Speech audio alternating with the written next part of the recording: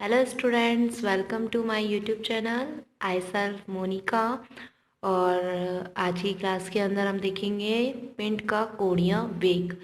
तो हम देखते हैं कि कोणीय वेग कैसे देख रहे हैं हम कि जो पिंड है वो एक वृत्तीय गति कर रहा है यानी घूर्णन गति करता है। तो उसके अंदर जो वेग लगेगा वो वेग क्या होगा, आपका कोणीय वेग होगा।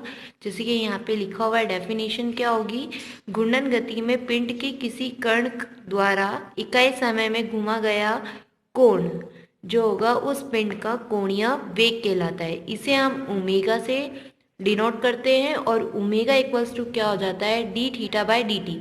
यानी इकाई समय में जितना भी एंगल घुमा होगा वो क्या हो जाएगा, आपका कोणीय वेग होगा। ठीक है, तो अब हम देखेंगे इसको कैसे निकालेंगे आप।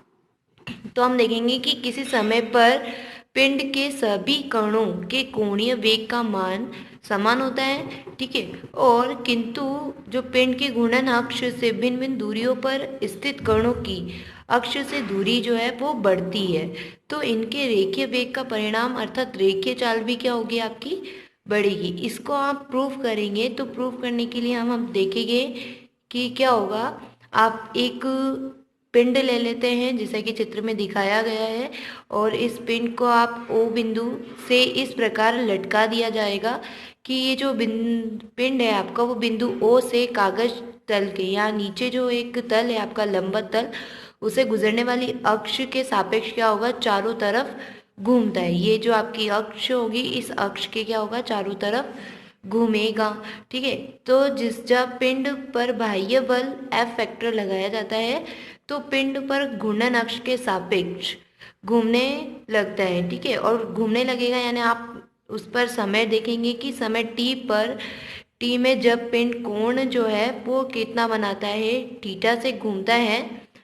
और टी समय पर आप जो पिंड है वो थीटा कोण से घूम रहा है। अब आप मान लेते हैं कि जो घूर्णन अक्ष से आर दूरी पर पिंड का एक कण बिंदु जो है वो कैपिटल आर स्थित है। ठीक है, यहाँ पर आप देखेंगे कि स्मॉल आर दूरी पर कितने कौन सा कण एस स्थित है।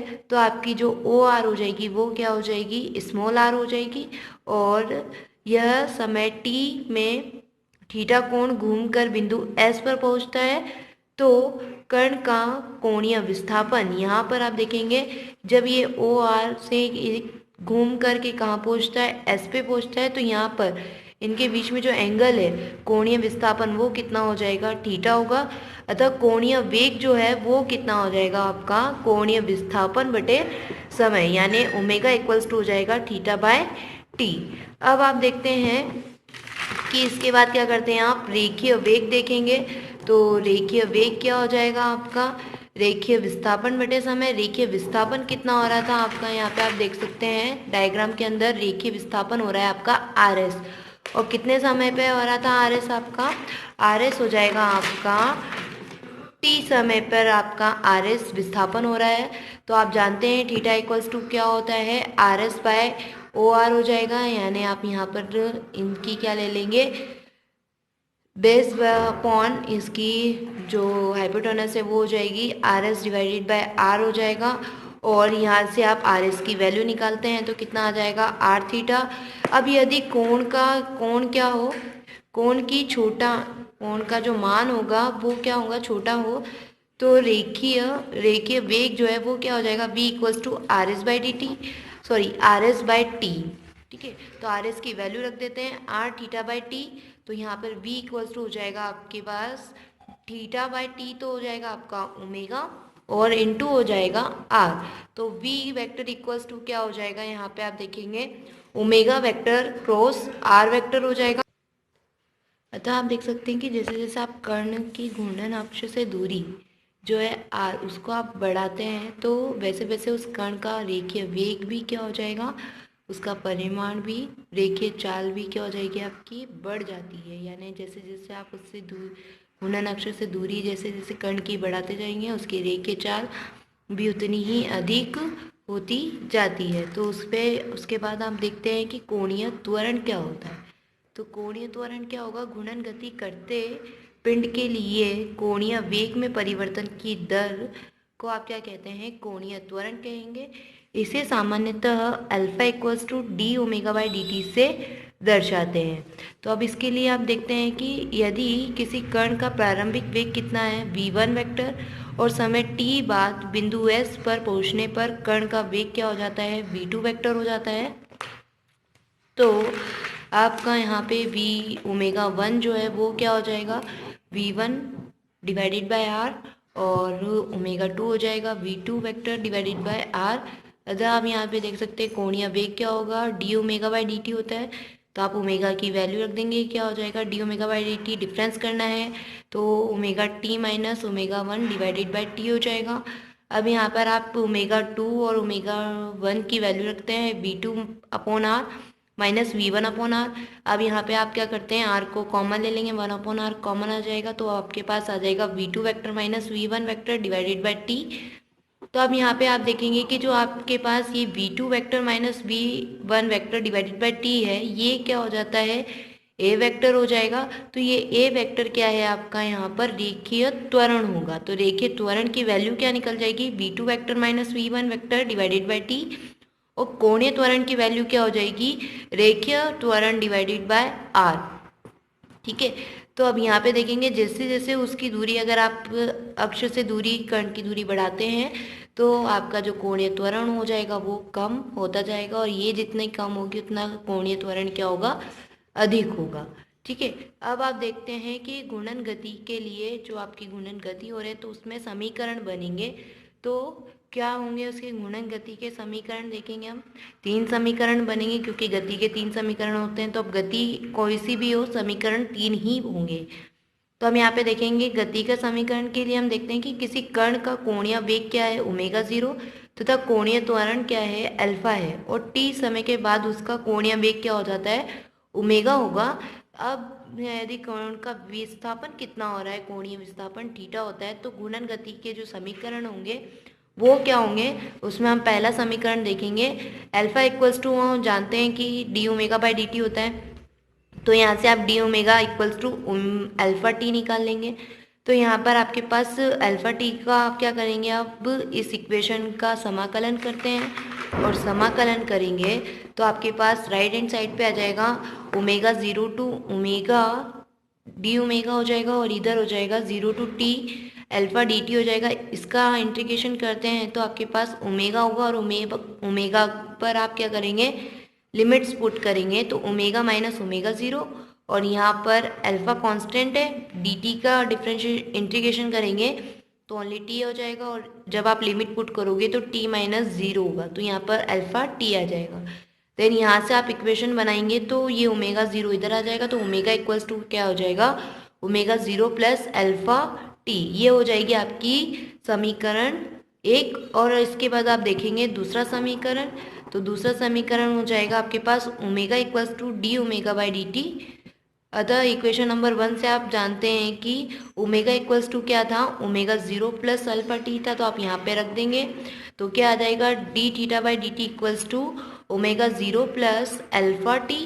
तो यहाँ से आप क्या करेंगे, डी टी को इधर इंटू कर देंगे, तो D theta equals to omega 0 D T plus alpha T D T हो जाएगा। अब आप वापस के क्या करेंगे, आपको विस्थापन चाहिए, तो आप इस पूरी समीकरण का क्या कर देंगे, इंटीग्रेशन करेंगे।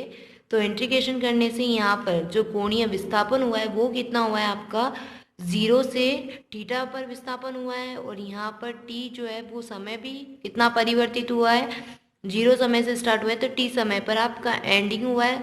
तो हम समाकलन भी क्या करेंगे, 0 to theta D theta equals to 0 to T omega 0 D T plus यहाँ पे 0 to T alpha T D T. यहाँ पर आप करेंगे तो थीटा आ जाएगा, क्योंकि 0 टू थीटा आप वापस लिमिट करोगे तो थीटा ही आएगा, इक्वल्स टू यहाँ पर डी टी का इंटीग्रेशन करेंगे तो टी हो जाएगा, और 0 टू टी आप लिमिट पुट करेंगे तो टी हो जाएगा, प्लस यहाँ पर आप टी का इंटीग्रेशन कर रहे हैं तो टी स्क्वायर बाय 2 होगा, और टी स्क्वायर बाय 2 होगा तो यहाँ पर आप लिमिट पुट करेंगे तो यहाँ पर आपके पास आ जाएगा 1/2 अल्फा टी स्क्वायर। ये हो जाएगा आपका गुणन गति का समीकरण सेकंड। ठीक है, अब आप इस फर्स्ट समीकरण और सेकंड समीकरण की हेल्प से आप देखेंगे तृतीय समीकरण क्या होगा। चूंकि आप जानते हो कि जो कोणीय त्वरण होता है alpha equals to D omega by D T होगा, तो आप यहाँ से क्या करेंगे, अब आप डी टी की वैल्यू देखेंगे तो डी टी इक्वल्स टू क्या हो जाएगा, डी ओमेगा बाई अल्फा। अब आप यहाँ पे क्या करते हैं कि इसका इंटीग्रेशन करेंगे तो t इक्वल्स टू ये हो जाए, इंटीग्रेशन नहीं है यहाँ पे, आप इनकी वैल्यू पुट करेंगे। dt कितना आएगा, t माइनस जीरो, तो t हो जाएगा इक्वल्स टू डी ओमेगा कितना हो जाएगा, omega minus omega zero divided by alpha हो जाएगा। अब आप क्या करते हैं, समीकरण 2 से आप थीटा की वैल्यू देखते हैं, तो थीटा की वैल्यू जो होगी वो क्या हो जाएगी आपकी, थीटा इक्वल्स टू होता है आपका omega zero, omega minus omega zero bye alpha plus 1/2 omega, sorry alpha omega minus omega zero bye alpha square. ये आपने क्या किया है, इक्वेशन नंबर जो सेकंड आई थी आपकी, इसमें t की वैल्यू जो है वो पुट कर देते हैं। ठीक है, और t की वैल्यू पुट करेंगे तो यहाँ पर आपके पास क्या आ जाएगा, थीटा इक्वल्स टू, यहाँ पर आप इसका एलसीएम लेंगे, एलसीएम लेंगे तो यहाँ हो जाएगा 2 omega zero omega minus omega zero equal plus omega minus omega zero का whole square divided by 2 alpha. ये 2 अल्फ़ा इधर इंटू हो जाएगा तो 2 अल्फ़ा थीटा इक्वल्स टू, ये अंदर इंटू कर देंगे आप ब्रैकेट में, तो 2 alpha zero alpha, sorry 2 omega zero omega minus, ये इससे इंटू होगा तो 2 ओमेगा ज़ीरो, 2 ओमेगा ज़ीरो का square plus omega square plus omega zero का square minus 2 omega omega zero से ये plus 2 omega zero omega cancel हो जाएगा। अब आप यहाँ देखेंगे कि माइनस 2 ओमेगा ज़ीरो का स्क्वायर और इधर प्लस ओमेगा ज़ीरो स्क्वायर है, तो यहाँ माइनस करेंगे तो माइनस कितना आ जाएगा आपके पास, minus 2 alpha theta equals to हो जाएगा ओमेगा स्क्वायर, और इसमें से इसको माइनस कर देंगे तो माइनस ओमेगा ज़ीरो का स्क्वायर। अब आप क्या करते हैं, इक्वेशन बनाएंगे, तो ये ओमेगा ज़ीरो स्क्वायर आप इधर लेके चले जाएंगे तो आपके पास इक्वेशन होगी omega square equals to omega zero का स्क्वायर प्लस 2 अल्फा थीटा हो जाएगा। ये इक्वेशन हो गई आपकी घूर्णन गति की तृतीय समीकरण। ओके स्टूडेंट्स, आई होप आज का वीडियो आपको समझ में आया है। प्लीज़ लाइक करें, कमेंट करें एंड शेयर करें my YouTube channel. Thank you students for watching my video.